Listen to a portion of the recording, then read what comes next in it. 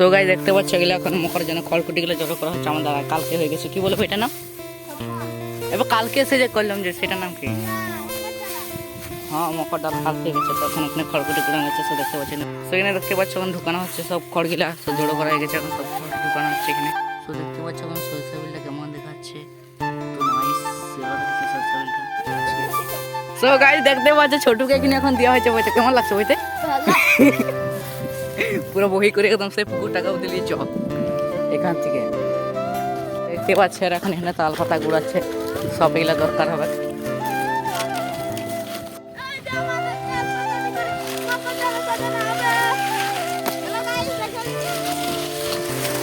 তো দেখো আমরা পুরো খড় ঢুকাতে ঢুকাতে খড়কুটি গেলে বস্তাটা সব ছিঁড়ে গেল। আমাদের কপালে খারাপ ট্রেনে দেওয়া হচ্ছে দেখতে পাচ্ছ। এখন সবাই মিলে দিচ্ছে রিকার এরা সবাই, আমি এখন নয় ধরে শুধু বক্তৃতা মারছি, মানে ব্লগ ভিডিও করছি। সবাই দেখতে পাচ্ছি এখানে পুরোটা হয়ে আছে।